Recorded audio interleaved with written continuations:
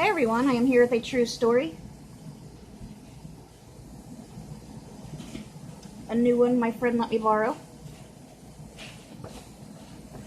Okay, this one's got a quote before it that says, that's by Dr. Charles Stanley, pastor of First Baptist Church in Atlanta, Georgia. Which is so true. He says this: suppose you plant a garden and after a few days you don't see results. Do you dig it up again? No, because you know that a lot of things are going on that you can't see. It's the same with God. Sometimes God is working and you just can't see it. And a lot of times we miss the signs. When we ask for a sign, oftentimes we'll get little signs, but people are expecting a great big thing, like a flashing sign saying, here I am, And we miss so many little signs and things. Okay, this one is called God Knows Where We Are. When Art Cooney was ordained a Capuchin friar in 1976, he was fully prepared for the life of a missionary. He would travel wherever he was sent, happy to preach the word of God to those hungry for hope. He did go to several countries and enjoyed his work very much.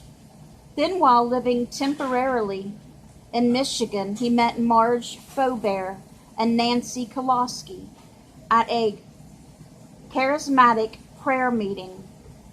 The women had a healing ministry and frequently laid hands on those who were sick. The three began praying together to support each other's work. Eventually, Father Art was assigned to a mission post in Nicaragua. Marge and Nancy assured him they would pray for him on a regular basis while he was there. Other friends and relatives promised mail and care packages. His mother gave him a card that read, "The will of God will never lead you where the grace of God cannot find you." But when Father Art arrived at his new station, he soon forgot this comforting send-off, for this part of Nicaragua was very primitive. The only paved road ended in his town named Muel de los Boas, literally place where the oxen cross, and they did. Everything looked straight out of the Old West, Father recalls.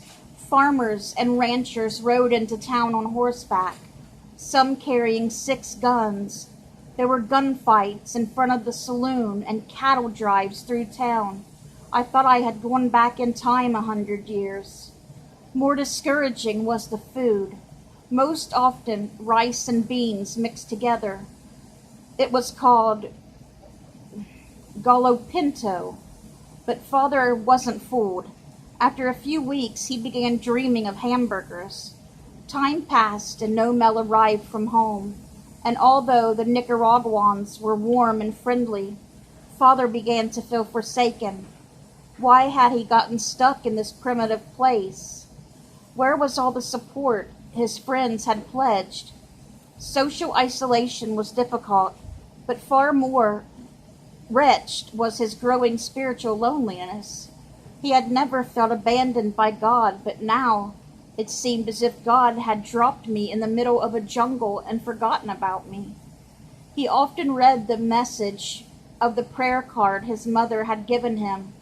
Where was the promised grace now? Despite Father Art's misery, there was work to be done. His new parish comprised 40 rural communities, most accessible only by horse or mule, so he planned a 10-day mission trip to several of them. Packing only what he had in his guides could fit into saddlebags, and wrapping his clothes in plastic to keep them dry in tropical downpours, he set out. He and his guides visited several small villages, bathing in the rivers and holding evening services by lantern light. It was what he had been sent to do, and it could have been adventurous, even fun, but Father's heart was heavy. He still had not received any letters from home, and God seemed as distant as ever. Then on the 5th or 6th day, on the jungle trail. Father's horse abruptly spooked and bucked. Father clung to the saddle, but the animal crashed to the ground, trapping him underneath. My left leg was pinned under the horse, and my left foot was caught in the stirrup, he said.